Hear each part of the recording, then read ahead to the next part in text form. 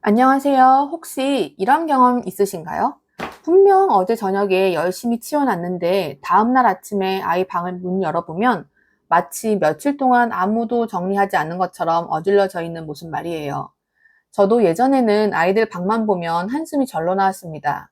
매일 치우고 매일 청소하는데도 아이들 방은 늘 지저분해 보이더라고요.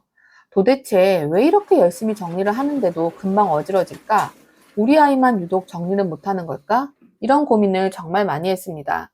그래서 장난감을 바구니에도 담아보고 지퍼백에도 넣어보고 가방형 수납함에도 사용해봤습니다.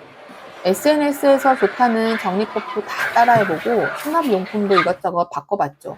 그런데 신기하게도 정리된 상태는 딱 하루, 길어야 며칠뿐이었습니다. 결국 다시 원래 모습으로 돌아가더라고요. 그렇게 여러 번 시행착오를 겪으면서 한 가지 깨달았습니다. 아이방 정리는 정리 기술보다 환경이 훨씬 중요하다는 것입니다. 아이에게 스스로 정리하기 쉬운 환경을 만들어줘도 정리는 훨씬 쉬워집니다. 오늘은 제가 직접 경험해보고 가장 효과를 봤던 아이방 정리 방법 3가지를 소개해드리겠습니다. 시작하기 전에 꼭 말씀드리고 싶은 게 있어요. 아이방이 지저분한 건 아이가 게을러서도 아니고 부모가 정리를 못해서도 아닙니다. 대부분은 아이가 스스로 정리하기 어려운 환경이기 때문입니다.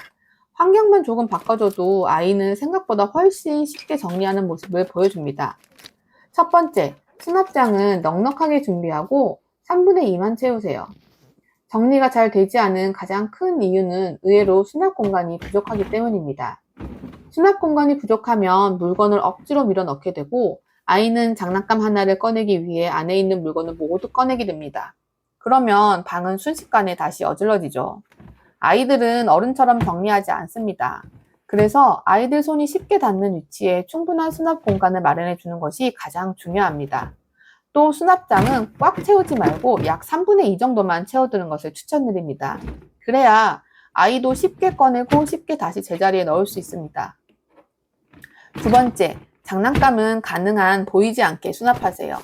많은 분들이 오픈형 선반이나 교구장을 사용하시죠.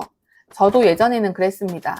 그런데 아무리 가지런하게 정리를 해도 방이 깔끔해 보이지가 않더라고요.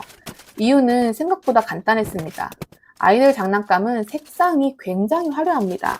빨강, 파랑, 노랑처럼 다양한 색이 한눈에 보이면 시각적으로 복잡해 보이고 실제보다는 더 어수선한 느낌을 줍니다. 그래서 아무리 정리를 잘해도 깔끔한 인상을 주기가 어렵습니다. 반면 문이 있는 수납장은 문만 닫아도 시야가 정리되면서 공간 전체가 훨씬 단정하고 깔끔해 보입니다.